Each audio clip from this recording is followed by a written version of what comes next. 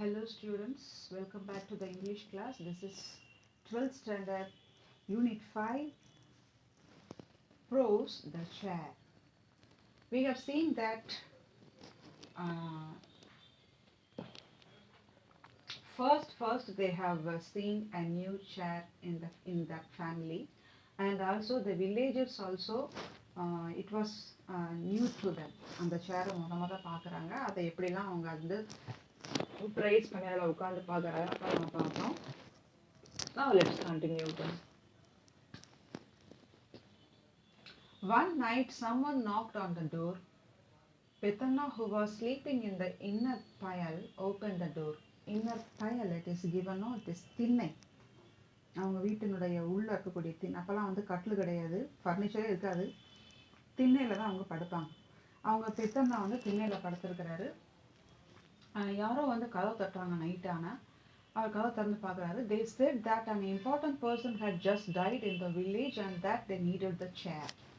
அவங்கெல்லாம் வந்து சொல்கிறாங்க, ஒரு முக்கியமான ஒருத்தர், அவங்க தெரிஞ்ச ஒருத்தர் இறந்துட்டாரு, அவர் அந்த இறந்த பிணத்தை வைக்கிறதுக்கு எங்களுக்கு அந்த சேர் வேணும்னு சொல்லி கேட்குறாங்க. Since the deceased it is given as dead person. Since the deceased was also known to us, we too attended the funeral. அந்த இறந்தவர் எங்களுக்கும் தெரிஞ்சவர், வேண்டப்பட்டவர். நாங்களும் அந்த அவருடைய சாவுக்கு போனோம், அந்த ஃபியூனரல் அட்டன் பண்ணுறதுக்கு போனோம். It was on our chair that they had propped up the eminent person. Propped up means, அதாவது நம்ம உயிரோடு இருக்கும்போது நல்லா உட்காருவோம், செத்தவங்களுக்கு அந்த சேரில் உட்கார முடியுமா? ஸோ அந்த டெட் பர்சன் வந்து அவங்க வந்து விழுந்து விடாத அளவுக்கு அந்த சேரில் அவங்கள உட்கார வச்சு அண்டை கொடுத்து வச்சுருப்பாங்க. அதை தான் இங்கே ப்ராப்ட் அப் அப்படின்னு கொடுத்துருக்கு. அதாவது to stop from falling, to support அப்படின்னு கொடுத்துருக்கு. சேரில் அந்த கார்ப்ஸ் பிணத்தை வச்சுருக்குறாங்க, அந்த இறந்தவருடைய டெட் பாடியை வச்சுருக்குறாங்க. அவர் வந்து எமினன்ட் பர்சன், ஒரு முக்கியமான ஒரு பெரிய ஆள். Okay, till now in our village they always seated the corpse only on the floor. இது வரைக்கும் எங்களோட கிராமத்தில் வந்து கார்ப்ஸ்னால் பிணம், டெட் பாடி, அந்த டெட் பாடியை வந்து தரையில் தான் கிடத்தி வைப்பாங்க. A grinding stone was laid on the floor and propped up to keep the corpse from rolling away. இப்போலாம் வந்து நமக்கு ஐஸ் பாக்ஸில் அப்படி தான் வைக்கிறாங்க. அந்த காலத்துலலாம் அந்த வசதி கிடையாது. அவங்க என்ன செய்வாங்கன்னா தரையிலேயே அவங்கள உட்காத்தி வைப்பாங்க அந்த டெட் பாடியை. அது எப்படி வைப்பாங்கன்னு பார்த்தீங்கன்னா, அந்த கார்ப்ஸ் வந்து உருண்டு போகாத அளவுக்கு ஒரு gunny sack stuffed with millet straw would be rested against it. Grinding stone, grinding ஸ்டோன்னா என்னது? உரல்னு சொல்லுவோம். பெரிய ஒரு கல் இருக்கும், அதில் நடுவில் குழி இருக்கும், அதில் தான் வந்து முந்தைய மாவெல்லாம் அரைப்பாங்க. அந்த உரலை எடுத்து கவுத்தி போட்டு அதுக்கு கிட்ட வந்து கன்னி சாக்குன்னு சொல்லுவாங்க, சிலர் வந்து கோணின்னு சொல்லுவாங்க. அந்த கோணி பையில் வந்து ஸ்டஃப் பண்ணுவாங்க. எதை ஸ்டஃப் பண்ணியிருப்பாங்கன்னா மில்லட் ஸ்ட்ரா, வரகுனுடைய வைக்கோலை தான் அதில் ஸ்டஃப் பண்ணி வச்சு அதை வந்து அந்த கார்ப்ஸ் வந்து புரண்டு போய் உருண்டு போகாத அளவுக்கு அதை அண்டை கொடுத்து வைப்பாங்க.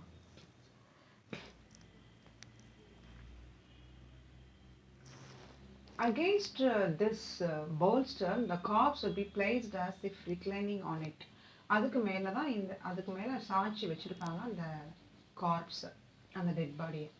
From where our townspeople picked up this new fad of propping up a corpse on a chair, we had no clue.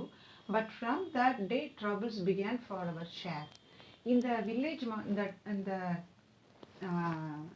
இந்த டவுன் பீப்புள், அதாவது இந்த வில்லேஜ் பீப்புள் எங்கே போய் இந்த புது டெக்னிக்கை கற்றுட்டு வந்தாங்களோ தெரில, அந்த டெட் பாடியை வந்து சேரில் வைக்கணும்னு, அது வந்து எங்களுக்கு பிடிச்சிச்சு தொல்லை அப்படின்னு சொல்கிறார். They had moved from floor tickets to chair tickets.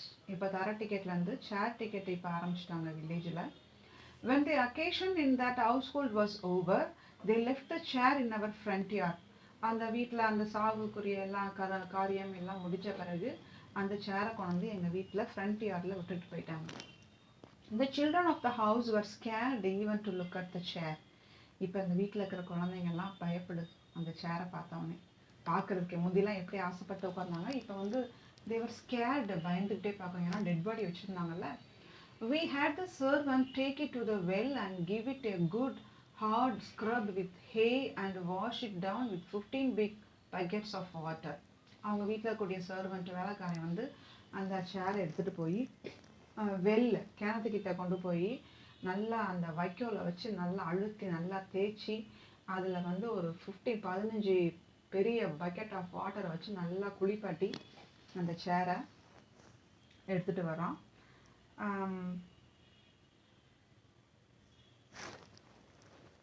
Wait.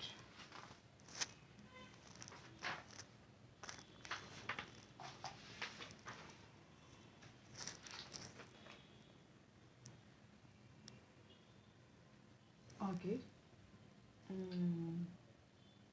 Even after several days, no one had the guts to sit on it. கொஞ்சம் ரொம்ப நாள் ஆயிடுச்சு, அப்போ கூட யாருமே அந்த சேரில் உட்கார்றதுக்கு துணியலை. we didn't know how to bring it back into use. இதை எப்படி திருப்பி நம்ம யூஸ் பண்ணுறதுன்னு யாருக்குமே எங்களுக்கு தெரியல. Fortuitously, a guest visited our house one day. Fortuitously means by lucky chance. ஒரு கெஸ்ட் அவங்க வீட்டுக்கு வர்றாங்க. we had the chair brought for him. அந்த சேரை கொண்டு போய் அவருக்காக போட்டோம். don't bother, I'll sit here. அவர் என்ன சொல்றாரு, ஒன்றும் இல்லை, பரவாயில்ல, நான் வந்து கீழே உட்காந்துக்கிறேன்னு சொல்லிட்டு he said and went towards the cloth mat.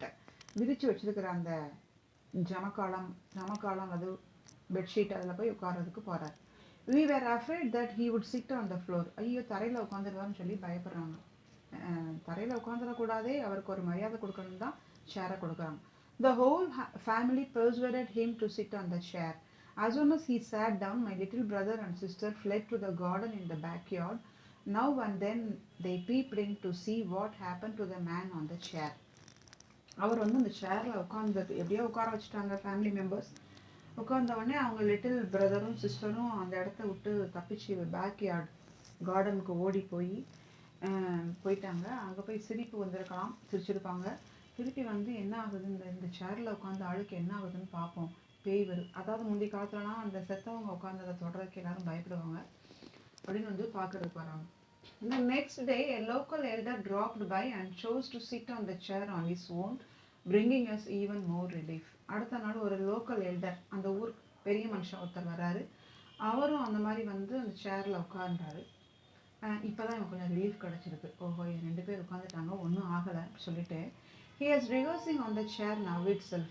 அவர் உட்கார்ந்தப்ப கூட இவங்க என்ன பேசிக்கிறாங்க, இவங்க தங்கச்சி whispered Peddana in my ear. Peddanna வந்து அவங்கள்ட்ட பெரிய அண்ணா வந்து இந்த கீரா கிட்ட வந்து காதில் என்ன சொல்கிறாரு, இந்த கிழமை, அதாவது இந்த ஓல்டு மேன் வந்து இப்போவே ரிஹர்சல் பார்த்துக்கிறாரு. எதுக்கு ரிஹர்சல் பார்க்குறாரு, அவர் செத்த பிறகு இப்படித்தான் இந்த சேரை தான் வாங்கிட்டு போவாங்க, இதில் தான் உட்காரணும், அதுதான் இப்போயே ரிஹர்சல் பார்த்துக்கிறாருன்னு கிண்டலாக அவங்க பெத்தண்ணா வந்து கீரா கிட்ட சொல்கிறாரு. This is how we season the chair. Seasoned means பழக்கப்படுத்துறது. இப்படி தான் ஒவ்வொருத்தங்களே உட்கார வச்சு பழக்கப்படுத்துகிறாங்க. First, the elders in the family sat on it. அப்புறம் பெரியவங்கெல்லாம் அதில் உட்கார்ந்தாங்க. The children were still afraid. Children இன்னும் போய் உட்காரல. ஐயோ, செத்த பணத்தெல்லாம் வச்சவங்க அதில் போய் நம்ம உட்காரக்கூடாது அப்படின்னு பயந்துட்டு இருக்காங்க. My little sister would beg my little brother. இப்போ வந்து அந்த சின்ன குட்டி தங்கச்சி வந்து அந்த தம்பி, இவருடைய தம்பிக்கிட்ட போய் why don't you sit on it first டா, நீ போய் மொதல் உட்கார்றாதுல சொல்லி இப்போ அவள் கெஞ்சுறா. He would retort instantly, why don't you sit and see, ஏன் நீ உட்காந்து பாரு அப்படி சொல்லிட்டு அவன் அதுக்கு ரிப்ளை பண்ணுறான். இப்படி வந்து நான் உட்காரேன்னு ஆசைப்பட்டவங்க இப்போ நீ போய் உட்காரு, நான் உட்காரல அப்படின்னு சொல்கிறாங்க. அப்படி ஆகிப்போச்சு. And then Sugandhi from the neighboring street came by and put her baby brother on the chair. பக்கத்து தெருவில் இருந்து சுகந்தின்னு ஒருத்தவங்க வந்து அவங்களோட குட்டி தம்பியை அந்த சேரில் உட்காத்தி வச்சான். It was only from then on that the children of our house sat on the chair without fear. இப்போ குழந்தைய உட்காந்துருச்சு, ஒன்றும் நடக்கலை, இப்போ நம்மளும் போய் உட்காரணும்னு சொல்லிட்டு அதுக்கப்புறம் தான் இவங்க வீட்டு குட்டி பசங்களாம் போய் உட்கார ஆரம்பிக்கிறாங்க. Again one night someone died and they took away the chair. திருப்பி ஒரு நாள் இதே மாதிரி நைட்டு ஒருத்தர் இறந்துடுறாரு, சேர் எடுத்துகிட்டு போகிறாங்க. This happened ever so often. இது எப்போவும் நடந்துகிட்டே இருக்கு. We sent away the chair with sadness. நாங்கள் ஒரே கஷ்டத்தோடு அந்த சேரை கொடுத்து விடுவோம். The mourners who came interpreted our sadness differently. இவங்க வந்து கஷ்டமா கொடுத்து விட்டு முகத்தெல்லாம் தொங்க போட்டு, ஐயோ நம்ம சேரை இப்படி கொண்டு போய் டெட் பாடி உட்கார வைக்கிறாங்களேன்னு கவலைப்பட்டு கொடுத்து விடுறத, அந்த மவுனர்ஸ்னா அந்த வீட்டினுடைய அந்த சாவு வீட்டில் இருக்கிறவங்க, அந்த அந்த புலம்பல் பண்ணுற அந்த அவங்க வீட்டு ஆளுங்கள்லாம், சார் நம்ம வீட்டில் இறந்ததுக்கு இவங்க எப்படி கவலைப்படுறாங்க பாருன்னு அதை வேற விதமாக எடுத்துக்கிறாங்க. They assume that we too were mourning for the dead. அவங்க வீட்டில் இறந்தவங்களுக்கு இவங்களும் ரொம்ப துக்கப்படுறாங்கன்னு நினச்சிக்கிறாங்க. We were irritated that our sleep was being thus disturbed. இவங்களுக்கு ஒரு எரிச்சல் என்னன்னா, நைட் வந்து எங்கள் தூக்கத்தை இன்றைக்கு எடுக்கிறாங்க. Akka remarked one day, God knows why these rich people have to go and die at such unearthly hours. அவங்க அக்கா என்ன சொல்றா, இப்படி ஒரு நைட்டா இந்த மாதிரிலாம் பீப்புள் வந்து சாகணும் அப்படின்னு சொல்லி அதை நொந்துக்கிறாங்க. Anna said exasperatedly, good chair we made for the corpses of our village to sit down.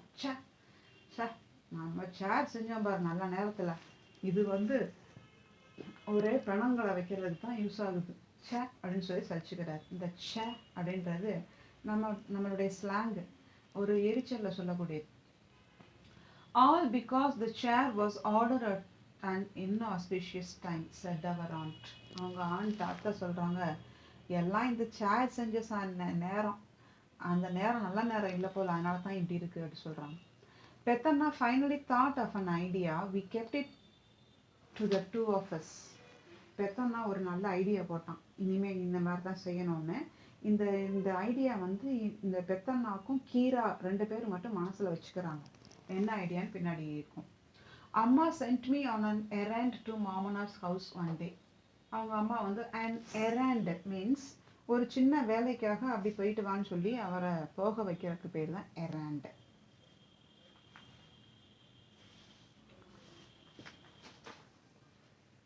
errand போயிட்டு வர சொல்றாங்க. மாமனார்ஸ் ஹவுஸுக்கு, அதான் இவங்க தாய் மாமா வீட்டுக்கு போயிட்டு வர சொல்றாங்க. When I entered his house there, he was sitting in splendor on the chair and popping betel leaves into his mouth. அந்த வீட்டுக்குள்ள போனா அவங்க மாமனார்ல அந்த சேர்ல நல்லா சொகுசா உட்காந்துக்கிட்டு அந்த பீட்டல் லீஃப் வெத்தலையில நல்லா சுண்ணாம்பு தடவி அதை சாப்பிட்டுட்டு இருக்கிற மாதிரி ஒரு பொசிஷனை இவன் பார்க்குறான். It was an interesting pastime in itself to see him prepare and chew the betel leaves. அவர் வந்து வெத்தலையில் பாக்கெல்லாம் வச்சு அந்த சுண்ணாம்பை தடவி அதை மடித்து அவர் வாயில் போடுறத பார்க்குறதே ஒரு சூப்பராக இருக்கும். அதை பார்க்குறதுக்கு ரொம்ப இன்ட்ரெஸ்டிங்காக இருக்கும். Carefully with the utmost gentleness so as not to injure it, he would open his beloved betel box. அவரோட பீட்டல் பாக்ஸ் வெத்தலை பெட்டியை நல்லா அவருக்கு பிடிச்ச அந்த வெத்தலை பெட்டியை திறந்து கேர்ஃபுல்லாக திறக்கிறாரு. A span wide and elbow long, an elbowனா ஒரு முழை லாங்காக இருக்குது. A span wideனா ஒரு ஜான் அகலம், ஒரு முழ நீளம். And 4 fingers high. 4 fingers, ஃபிங்கர்ஸில் 4 விரல வச்சா எவ்வளோ ஹைட் இருக்குமோ அந்த அளவுக்கு ஹைட் இருக்கு. He would clean and burnish it every day till it shone like gold. அது கோல்டு மாதிரி தகன்னு மின்னணுன்ட்டு அதை பூரா தொடச்சி சுத்தப்படுத்தி வைப்பார். He would reverently take out his paraphernalia.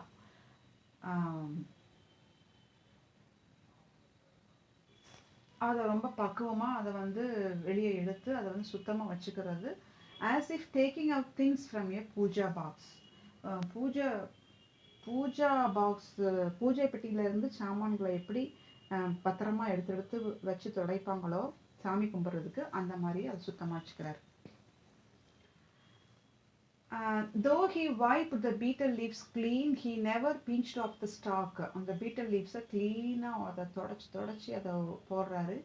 அதனுடைய ஸ்டாக் அந்த காம்பை கிள்ளவே மாட்டார். ஏன்னா பிராக்கெட்டில் பாருங்க, so thrifty was he. த்ரிஃப்டினா அவ்வளோ கஞ்சம் அல்லது அவ்வளோ சிக்கனமாக இருப்பார். அந்த காம்பை கூட வேஸ்ட் பண்ணக்கூடாதுன்னு நினைப்பார். If he found a coarse leaf, he would strip the veins off. Coarse means very rough leaf. அதாவது முத்துன லீஃபாக இருந்தால் மட்டும் அந்த வெயின்ஸ் நடுவக்கூடிய வெயின்ஸை வந்து கட் பண்ணி எடுத்துருவார். which always made us think of the old riddle chant about betel leaves. இவர் அந்த வெத்தலை தடவி அந்த காம்பெல்லாம் எடுத்து சாப்பிட்றத பார்த்தாலே எங்களுக்கு ஒரு ஓல்டு பழைய காலத்து பாட்டு ஞாபகத்துக்கு வரும். catch hold of Muttappan, strip off his spine, smear him with fresh butter. முத்தப்பனை பிடிச்சி அவனுடைய முதுகு தோலை உரித்து வெண்ணெயை அவன் மேலே வெண்ணெயை தடவி அப்படின்ற அந்த பாட்டு இவனுக்கு ஞாபகத்துக்கு வருமா. He would sniff the broken arecanut. Arecanutனா அந்த பாக்கு கொட்டை பாக்கு, அதை வந்து மோந்து பார்க்குறாரு. Sniffing was suppose to ward off intoxication. ஏன் மோந்து பார்க்குறான்னா அதை மோந்து பார்க்கறதுனால தும்மல் அப்படி ஒரு அந்த இன்டாக்சிகேஷன் வந்து அவருக்கு இல்லாமல் போயிருமா. Then he would blow on the nut. அதுக்கப்புறம் அந்த நட்டை வந்து ஊதுறாரு. To get rid of invisible areca nut worms. ஏன் ஊதுறாருன்னா அதில் சின்ன சின்ன பூச்சி புழு இருந்தால் கூட அவர் ஊதும்போது அது போயிடும். That's why this sniffing and blowing, slow to begin with, would increase in speed, hand moving from nose to mouth until with great noise mush அப்படி சொல்லி சாப்பிட்றாரு. இப்போ அந்த நோஸுக்கும் மவுத்துக்கும் இப்படியே அந்த வாயை இப்படி பண்ணி அந்த பண்ணும்போது முஷ்னு சொல்லி சத்தம் கேட்குது. It was popped in to the mouth டபக். அப்படியே வாய்க்குள்ளே டபக்குன்னு போட்டுடுறாரு. To find out how tidy a person is, all one has to do is to look at his lime paste டப்பா. ஒருத்தர் வந்து ரொம்ப சுத்தமாக இருக்காரு, நீட்டாக இருக்கிறாருன்னு நீங்கள் தெரிஞ்சுக்கணும்னா அவருடைய லைம் பேஸ்ட் டப்பா, சுண்ணாம்பு டப்பாவை தான் நீங்கள் பார்க்கணும். Where this was concerned, மாமனார் வாஸ் unmatched. இந்த மாமனாருக்கு ஈக்குவலாக யாருமே கிடையாது, நீங்கள் எங்கேயுமே பார்க்க முடியாது. அவ்வளோ சுத்தமாக அவருடைய டப்பா வச்சுருப்பார், சுண்ணாம்பு டப்பாவை. See here, even the excess lime paste on his finger wasn't wiped off unnecessarily on other subjects. சுண்ணாம்பை எடுத்து வெத்திலையில் தடவுனவர் அந்த மிச்சம் இருக்கிற இந்த கையில் ஒட்டிக்கிற சுண்ணாம்பை வேற எங்கேயும் தடவ மாட்டார். His eveready torch bought 15 years ago. அவர் வச்சுக்கக்கூடிய எவரிடி டார்ச் லைட் வந்து 15 வருஷத்துக்கு முன்னாடி வாங்கினது. ஆனால் அது வந்து அப்படியே சுத்தமாக இருக்குது. That, see here, 15 years ago was still in use, bright and spanking new as if bought just now. இப்போதான் வாங்கின மாதிரி புதுசாகவே இருக்குது, ஜொலிக்குது. The one bought by our family at the same time. அவர் வாங்கும்போது இவங்களும் சேர்ந்து அந்த டார்ச் லைட் வாங்கினாங்க. அது பார்த்தீங்கன்னா ஒரு பக்கம் ஓட்டையாகவும் டென்டட் எல்லோயிங், அப்படி எல்லோயிஷ் ஆகி அண்ட் பிட்டியபிள், பார்க்கறதுக்கே பரிதாபமாகும். It look like a chronic patient about to die. ஒரு நாள்பட்ட ஒரு பேஷண்ட், நோயாளி வந்து சாக போகிறவர் எப்படி இருப்பாரோ அது மாதிரி அந்த இவங்களோட வீட்டு டார்ச் லைட்டு இருக்குது. No one but him could use the chair in his house. ஆனால் அவரை தவிர அந்த வீட்டில் யாருமே அந்த சேரை யூஸ் பண்ணக்கூடாது, இவர் தான் எப்பவுமே அதில் உட்காந்துருப்பார். The first thing he did as soon as he got up every morning was to wipe it. காலையில் எழுந்திரிச்ச உடனே அந்த சேரை அவர் புதுசாக தொடச்சி வைப்பார். Had it to be shifted, he himself carried it and put it down carefully, as if placing down gently a mud pot brimming with water. இப்போ ஹாலில் இருந்து வெளியே போய் உட்காரணும் அல்லது வேறு இடத்துக்கு போகணும் அப்படின்னு சொன்னால் அந்த சேரை வந்து அவ்வளோ பக்குவமாக தூக்கிட்டு போய் மெதுவாக கொண்டு போய் வைப்பார். அதாவது ஒரு மண்பானையில் தண்ணி தழும்பாமல் அப்படி மெதுவாக கொண்டு போய் எப்படி வைப்பாங்களோ அது மாதிரி கொண்டு போய் வைக்கிறார். அவ்வளோ பத்திரமா எல்லா பொருட்களையும் வச்சுக்கான்றதை இதில் காமிக்கிறாங்க. As soon as he saw me, மாமனார் greeted me. இப்போ இவ்வளோ நேரமும் அவன் வீட்டுக்கு போய் அவர் வெத்தலை போட்ட விதத்தையும் அவர் சுண்ணாம்பு டப்பா பத்திரமா வச்சுருக்கிறதையும் சுத்தமாக வச்சுருக்கிறதையும் டார்ச் லைட்டை அவர் வீட்டில் எப்படி இருக்குது இவங்க வீட்டில் எப்படி இருக்குன்றதையும் அவர் வந்து நாற்காலியை எப்படி தொடச்சி சுத்தமாக வச்சுக்கிறன்றதையும் கொடுத்துருக்குது. இப்போ தான் வந்து மாமனார் இவரை பார்த்து வெல்கம் பண்ணுறத சொல்கிறார். as soon as he saw me, மாமனார் greeted me. மாமனார் வந்து இவரை வாழ்த்துறாரு. Welcome dear nephew. நெஃப்யூனா இங்கே மருமகன், nephew. Welcome dear nephew, won't you have some beetle? நீ கொஞ்சம் வெத்தலை போடலாமே சொல்லி கேட்குறார். Then he himself answered, if school boys start chewing beetle, chickens will start butting. அவரே ஆன்சரும் பண்ணிக்கிறாரு. ஸ்கூல் படிக்கிற பையங்கெல்லாம் இதை போடக்கூடாது, நீங்கள் வெத்தலை போட்டு சூ பண்ணிங்கன்னா கோழி வந்து முட்டும் அப்படின்னு சொல்லி சொல்கிறார். இதெல்லாம் வந்து கிராமத்தில் யூஸ் பண்ணக்கூடிய ஒரு பயமுறுத்துதல். I conveyed to him what Amma asked me to and returned home. அம்மா என்ன சொல்லிவிட்டாங்களோ அதை போய் சொல்லிட்டு திருப்பி வீட்டுக்கு வந்துட்டான். Atten in the narrator.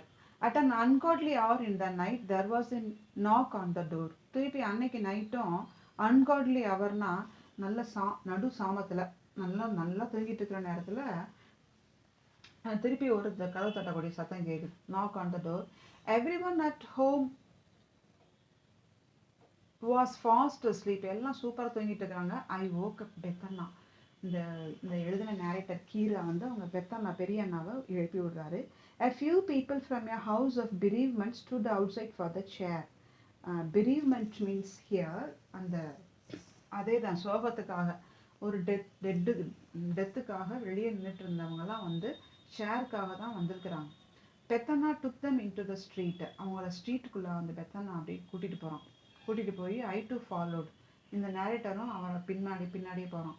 When they finished telling us when they came for, Petana replied patiently, chair only no, it is in our மாமனார்ஸ் house.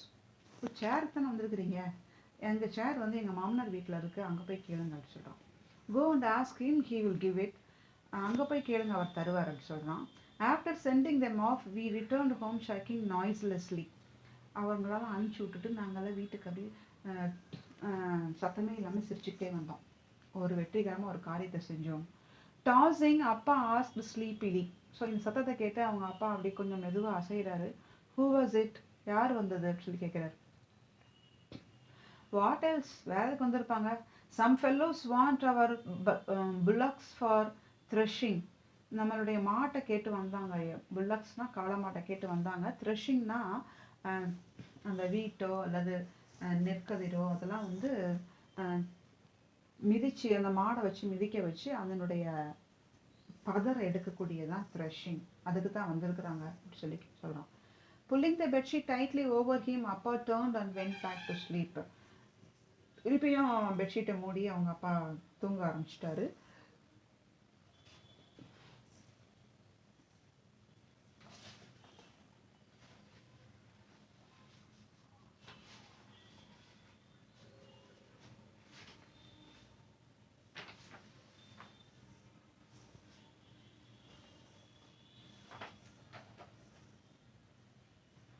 Okay, then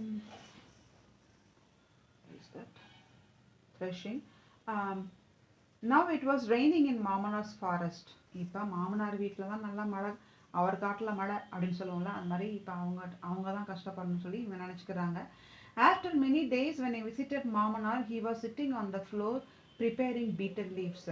கொஞ்சம் ரொம்ப நாள் கழிச்சு நான் மாமனார் வீட்டுக்கு திருப்பியும் போயிருந்தேன். அப்போ பார்த்தா அவர் கீழே உட்காந்துருந்தார். எப்பயும் நாற்காலியில் உட்காருவார், ஷேரில் உட்காருவார். இப்போ கீழே உட்காந்து பீட்டல் லீவ்ஸை வாயில் போடுறதுக்கு தடவிக்கிட்டு இருந்தார். He greeted me with his usual smile and banter. எப்பயும் போல் அவர் வந்து யூஸ்வலாக சிரிச்சுக்கிட்டு பேண்டர் கிண்டலும் கேலியுமா என்னைய வாங்கடா வாங்க அப்படி சொல்கிறாரு. What is this? You are sitting on the floor, where is the chair? I search around. என்ன மாமா நீங்கள் கீழே உட்காந்துக்கிறீங்க, சேர் எங்க சொல்லி கேட்குறாரு. Smearing the lime paste on the back of the betel leaf, he looked intently at me and smiled. He then said calmly, lime paste சுண்ணாம்பை betel லீஃபில் தடவிக்கிட்டே அவங்க அப்பா வந்து ஸ்மைல் பண்ணுறாரு. He then said calmly, அமைதியாக சொல்கிறாரு, I asked them to keep the chair for that purpose alone. நான் வந்து அவங்கள இந்த சேரை வந்து நீங்கள் அந்த பர்பஸ்க்கே வச்சுக்கோங்க. எந்த பர்பஸுக்கு?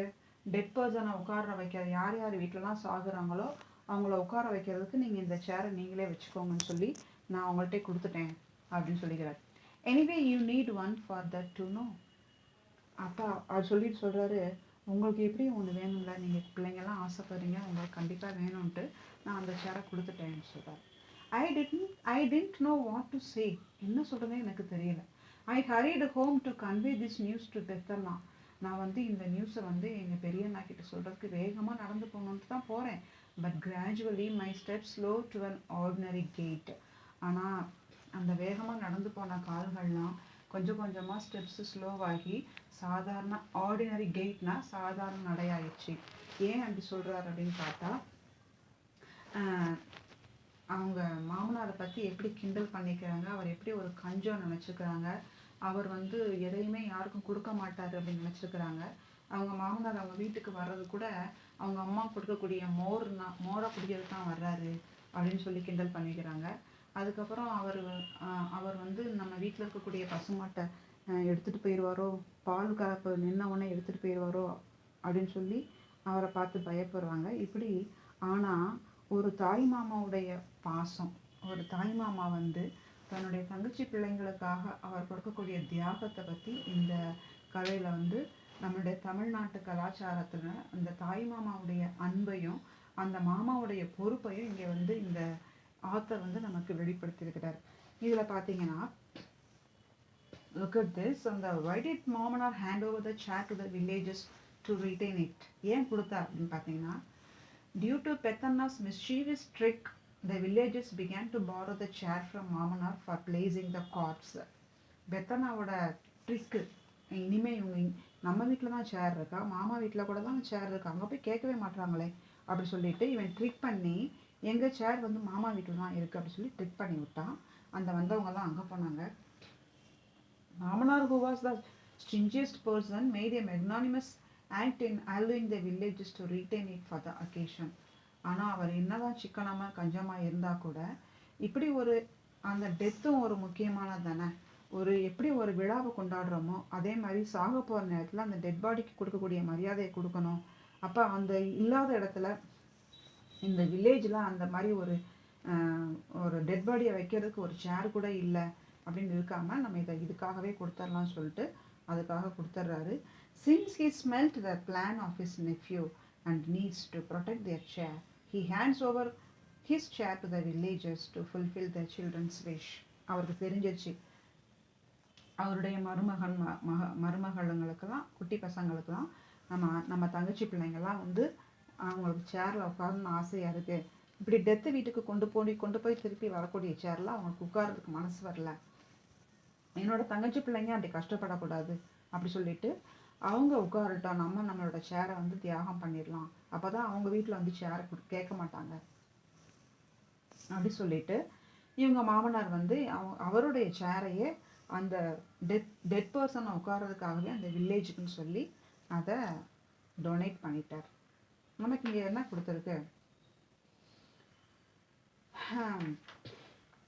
இங்கே பார்த்தீங்கன்னா இதனுடைய there is only one happiness in this life to make others happy. So இதில் அந்த மாமனாருடைய ஹாப்பினஸ் என்னன்னு பார்த்தீங்கன்னா, அவங்க தங்கச்சி பிள்ளைங்க சந்தோஷமாக இருக்கிறது அவருக்கு சந்தோஷம், அதனால அவருடைய ஹாப்பினஸ் வந்து அதில் இருக்குது. அவன் மற்றவங்கள அந்த இப்போ அவருடைய ஹாப்பினஸ் என்னன்னா, ஷேரை டெட் பாடியை வைக்கிறதுக்கு வில்லேஜுக்கு டொனேட் பண்ணிட்டோம், அதில் ஒரு ஹாப்பினஸ், மற்றவங்கள ஹாப்பி ஆக்குறது.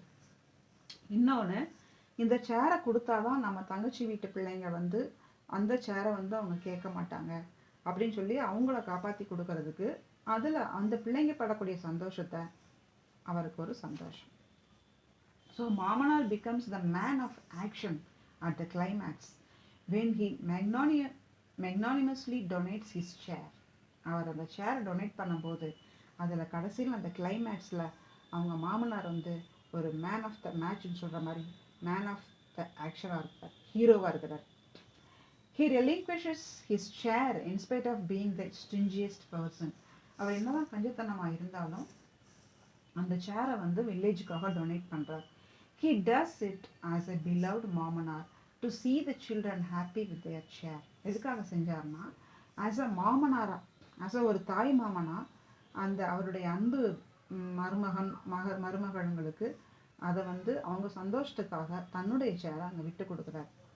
ஓகே, இதனுடைய the moral of the story is the essence of real happiness is not in possession but in donation.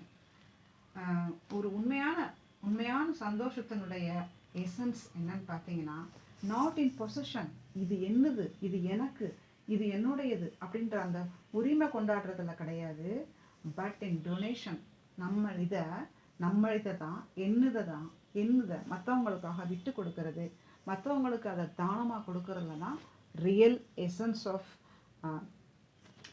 Of real happiness இருக்குது அப்படின்றது தான் இந்த moral. Okay, so the moral is the essence of real happiness is not in possession but in donation. Okay, here you'll have to write a paragraph from this lesson. Narrate the humorous incidents that happened in the author's home before and after the arrival of the chair. For, see that and the answer the following in a paragraph of 100 to 150 words each. Narrate the humorous incidents that happened in the author's home before and after the arrival of the chair. Okay, this paragraph will be found in the new guide only. இந்த வருஷம் போட்ட எடிஷனாக இருக்கக்கூடிய கைடில் தான் இது இருக்கும். So those who don't have guide you can write from the book itself. எங்கெங்கெல்லாம் அந்த ஹியூமரஸ் ஆக்ஷன் இருக்கோ அந்த புக்கில் நீங்கள் எழுதி you should write the paragraph on your own. Okay, I meet you in the next video. Until then, bye. Thank you.